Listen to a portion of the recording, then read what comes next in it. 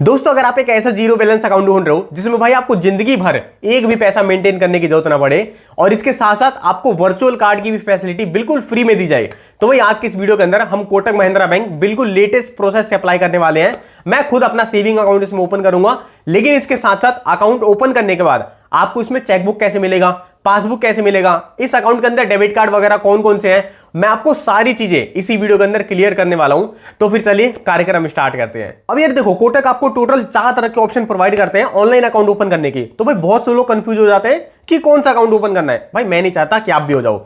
देखो, सबसे पहला अकाउंट आता है हमारा कोटक का लाइट अकाउंट, दूसरा मिनी केवाईसी अकाउंट या फिर लिमिटेड केवाईसी अकाउंट, तीसरा फुल केवाईसी अकाउंट और चौथा है कोटक का edge account. Kotak edge account के अंदर आपको हर महीने 10,000 रुपए मेंटेन रखने पड़ेंगे। अगर आपने मेंटेन नहीं रखा तो वहां पे आपको चार्जेस देने पड़ेंगे। तो भाई इसको तो हम अपनी लिस्ट से हटाते हैं। बाकी बचे 3 अकाउंट, कोटक लाइट अकाउंट और कोटक लिमिटेड केवाईसी अकाउंट आपका तब ओपन होता है जब आप सिर्फ ओटीपी के थ्रू अपना अकाउंट ओपन करते हो। और अगर आपने वीडियो केवाईसी कंप्लीट कर लिया तो भाई आपका कोटक का 811 फुल केवाईसी वाला अकाउंट ओपन हो जाएगा। और भाई मान लेते हैं किसी भी रीजन से अगर आपका वीडियो केवाईसी कंप्लीट नहीं हो सका और आपका लाइट अकाउंट या फिर लिमिटेड केवाईसी अकाउंट ओपन हो गया, तो यहां पे बस आपको एक चीज का ध्यान रखना है कि आप अपने अकाउंट के अंदर एक साल में सिर्फ और सिर्फ 2 लाख रुपए ही सेव करके रख सकते हो और किसी को भी 1 लाख से ज्यादा की ट्रांजैक्शन नहीं कर सकते। लेकिन भाई आप ज्यादा टेंशन मत लेना, आपको इन दोनों अकाउंट से फुल केवाईसी अकाउंट में कन्वर्ट करवाने के लिए 1 साल का टाइम दिया जाता है। आप ब्रांच में जाके कन्वर्ट करवा सकते हो, आप अपने घर पे एग्जीक्यूटिव बुला सकते हो, वो आपके फुल केवाईसी कर देगा, या फिर आपको वीडियो केवाईसी का भी ऑप्शन दिया जाता है। हम इसी वीडियो के अंदर वीडियो केवाईसी भी करके आपको दिखाने वाले हैं। और एक बार अगर आपका अकाउंट फुल केवाईसी में कन्वर्ट हो गया तो वहां पे आप अपने अकाउंट के अंदर जितना मर्जी उतना पैसा सेव करके रख सकते हो या फिर जितना मर्जी उतना पैसा किसी को भी भेज सकते हो। वहां पे कोई भी लिमिटेशंस आपको देखने को नहीं मिलेंगी। मैं इस अकाउंट को पिछले 3 साल या फिर 3.5 साल से कंटिन्यू यूज कर रहा हूं और इसकी जितनी भी चार्जेस थी वो मैंने सारे क्लोज करवा दिए। आई होप मैं जो बताने वाला हूं आप उसको ध्यान से सुनोगे और आप भी इसके चार्जेस को क्लोज करवा दोगे। देखो भाई, सबसे पहले तो हम इसके फीचर बेनिफिट के बारे में जान लेते हैं, उसके बाद इसके चार्जेस के बारे में जानेंगे। आपको इस अकाउंट के अंदर फिजिकल कार्ड, वर्चुअल कार्ड दोनों के ऑप्शन दिए जाते हैं। फिजिकल कार्ड के लिए आपको चार्जेस देने पड़ेंगे जो कि आपके एनुअली कटते रहेंगे, लेकिन वर्चुअल कार्ड जो इसका मिलता है आपको फोन के एप्लीकेशन के अंदर मिल जाएगा। उस कार्ड का यूज करके आप ऑनलाइन जितनी भी ट्रांजैक्शन है सारी कर सकते हो, आपको फिजिकल कार्ड की कोई जरूरत नहीं पड़ने वाली। और जो आपका वर्चुअल कार्ड है वो आपको लाइफ टाइम के लिए फ्री मिलता है, तो इस बात का आप ध्यान रखना। अगर बात की जाए इस अकाउंट के अंदर चेकबुक या फिर पासबुक की, तो भाई देखो, पहले आपको पासबुक नहीं मिलता था, लेकिन अभी आप इसके एप्लीकेशन के थ्रू पासबुक मंगवा सकते हो। जब आप अपनी फर्स्ट पासबुक मंगवाओगे वो फ्री रहेगी, लेकिन सेकंड पासबुक पे आपको 50 रुपए प्लस जीएसटी का चार्ज देना पड़ेगा। और अगर बात कीजिए चेकबुक की, तो अगर आप इनके सिलेक्टेड कस्टमर में आते हो तो वहां पे आपको 1 साल में 6 पेज की चेकबुक फ्री दी जाएगी, वरना आपको 25 पेज की चेकबुक के लिए 70 से 80 रुपए का चार्ज देना पड़ सकता है। और दोस्तों, जीरो बैलेंस अकाउंट में जितनी भी ऑनलाइन फंड ट्रांसफर सर्विस है आपको सारी फ्री देखने को मिलती है, चाहे यूपीआई हो, एनईएफटी हो, आरटीजीएस हो, यहां तक कि आईएमपीएस की सर्विस पे भी आपको एक भी पैसा चार्ज देने की जरूरत नहीं है। अभी मैं आपको यह बता देता हूं कि आप इसके हिडन चार्जेस को कैसे बंद करवा सकते हो। देखो भाई, पहली बात तो इस अकाउंट के अंदर ज्यादा कोई भी हिडन चार्ज नहीं है, सिर्फ एक ही चार्ज है एसएमएस सर्विस का।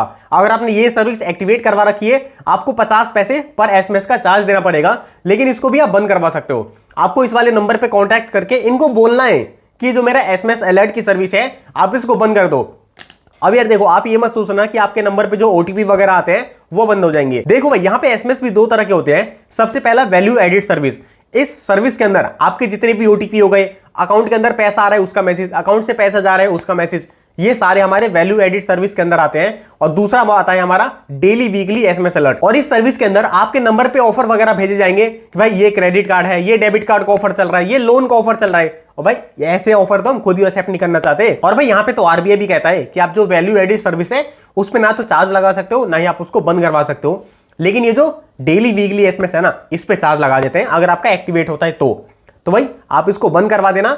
जो डेली वीकली एसएमएस है उसी को बंद करवाना है सिर्फ, बाकी कोई भी एसएमएस अलर्ट की सर्विस बंद मत करवाना। तो भाई चलो, अभी मैं आपको स्टेप बाय स्टेप बता देता हूं कि आप कोटक महिंद्रा बैंक का जीरो बैलेंस अकाउंट कैसे ओपन कर सकते हो।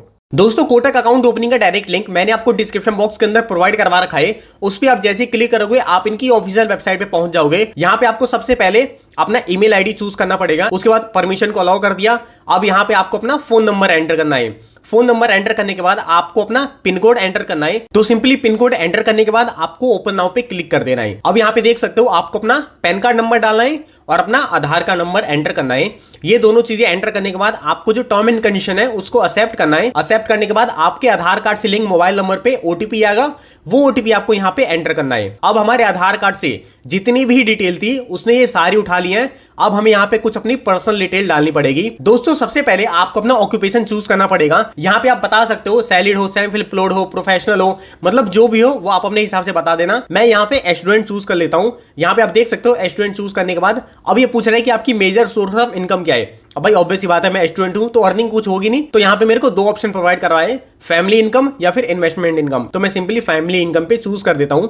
अब उसके बाद ये पूछ रहा है कि आपकी एनुअल इनकम कितनी है। ये भी आप अपने हिसाब से डाल सकते हो। मैंने यहाँ पे देख सकते हो लेस देन 2 लाख डाला है क्योंकि यही मिनिमम है। उसके बाद भाई मैरिटल स्टेटस चूज कर लेना, आप मैरिड हो या फिर सिंगल हो, और एट द एंड आपको अपना फादर नेम चूज करना है। यहाँ पे आप देख सकते हो सबसे पहले आपको अपना मदर मैंडेट नेम चूज करना है। यहाँ पे आप सिंपली मैंडेट नेम डाल देना और उसको कंफर्म कर देना। और ये दोनों कंफर्म करने के बाद भाई आपको एक एक स्पेलिंग याद रखना है। आप जब भी अपने कोटक महिंद्रा बैंक के अंदर लॉगिन करोगे तो उस वक्त आपसे पूछेगा, अगर आपने एक भी अक्षर गलत कर दिया तो भाई आप लॉगिन नहीं कर सकते। तो इस चीज का खास याद रखना।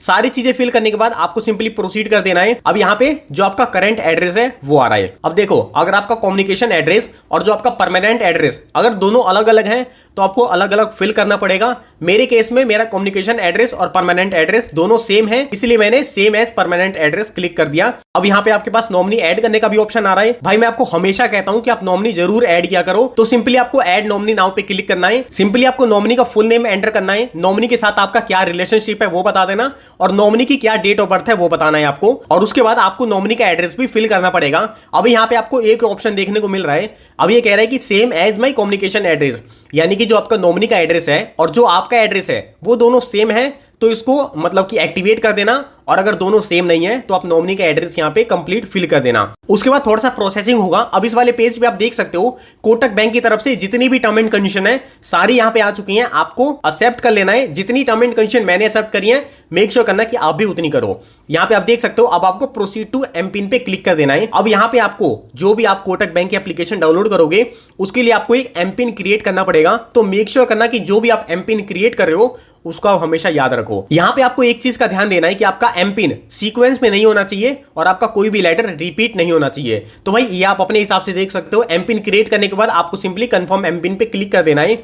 अब यहां पे आप देख सकते हो हमारा एमपिन सक्सेसफुल सेट हो चुका है। अब भाई इस वाले पेज पे थोड़ा सा आप ध्यान देना। यहां पे सबसे पहले कह रहा है कि गेट फिजिकल डेबिट कार्ड। अब देखो, मैंने आपको वीडियो के स्टार्टिंग में बताया था आपको इस अकाउंट के अंदर वर्चुअल कार्ड का भी ऑप्शन देखने को मिल जाता है।